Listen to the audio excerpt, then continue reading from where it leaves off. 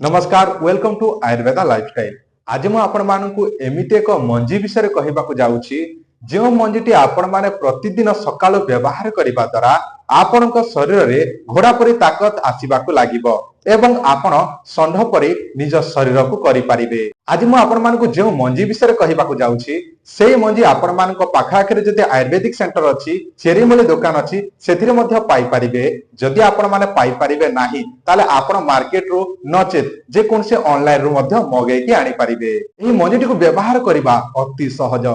जदि आपण माने एहा को थरे व्यवहार करंती ताले आपण को फायदा ही फायदा हबो। कारण पूर्वर आपणक शरीर केमिति थिला एहा को व्यवहार करिबा द्वारा कोन सब फायदा हला आपण निजे ही जानि पारिबे, निजे ही अनुभव करि पारिबे। चलंतु मु आपण मानकु सेही मंजीर विषय कहूछि एहा को केमिति व्यवहार करिबे, कहा सहित व्यवहार करिबे, केउ समय व्यवहार करिबे, सब किछि वीडियो रे मु आपण मानकु जणाउछि। केवल वीडियो को आपण माने शेष पर्यंत देखंतु। शेष पर्यंत देखिबा द्वारा आपण माने सब किछि डिटेल्स बुझी पारिबे। एहा को व्यवहार करी आपण माने उपकार बा उपकृत होई पारिबे।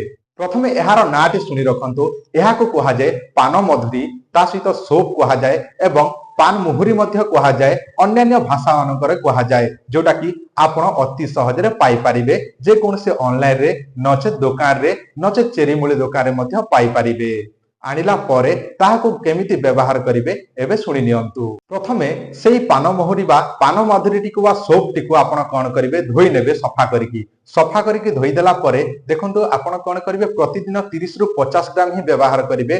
तो रात्र समय पानी रे कोन करिवे भिजे नेबे बा पानी रे बोतराई देबे। ताहा परे आपण सकाळु बोतरी गला परे सेही पानी टिकु कोन करिवे छाणी कि आपण खाली सोप टिकु व्यवहार करिवे। सेही सोप टिकु ग्राइंडिंग करिवे नचेत शिला पत्थर रे बाटी की चिकन करिकि नेबे। ताहा परे ताहाकु कोन करिवे क्षीर उखुम क्षीर रे आपण मिसेई नेबे एवं ताहाकु गोटे ग्लास उखुम क्षीर रे सेही 30 ग्राम किबा 50 ग्राम पान मधुरी टिकु जो आपण बाटी छंती ताहाकु मिश्रण करि नेबे एवं ताहाकु भलो भाबरे फेंटी नेबे। जदि पारिबे स्वाद अनुसार मिश्री सेतरे मिसेई नेबे। मिसी गला परे ताहाकु आपण प्रतिदिन सकाळु खाली पेट रे जदि एही परे 15 रु 20 दिन किबा मासे 1.5 मास 3 मास पर्यंत जदि कंटिन्यू आपण व्यवहार करिवे ताले आपणक शरीर रे घोड़ा परि ताकत जागृत हबाकू लागिबो एवं आपणकर जहा भी धातु समस्या अछि, शीघ्र पतन समस्या अछि, जहा भी समस्या अछि सब किछि समस्या ठीक हबाकू लागिबो। आपण माने समस्त जानंती जदि स्त्री टी को आपण माने ठीक भाबरे सुख देई पारिबे नाही ताले सेही स्त्री आपणक सहित एते मात्रा रे कली झगड़ा करिवो जे आपण संभाली मध्य पारिबे नाही। तो आपण माने सही कली झगड़ा को न जाई कि आपण माने ए सब पूर्वरु आपण मेडिसिन जदि व्यवहार करिवे निजे घरे ही ताले आपणक शरीर रे से सब समस्या केबे हेले आसीबो नाही। जदि आपणकर नपुंसकता थाए ताहाले मध्य ठीक हेबो। आशा करछि आपण मानको जे उपायटी कहली से सब आपण माने व्यवहार करी उपकृत हेबे।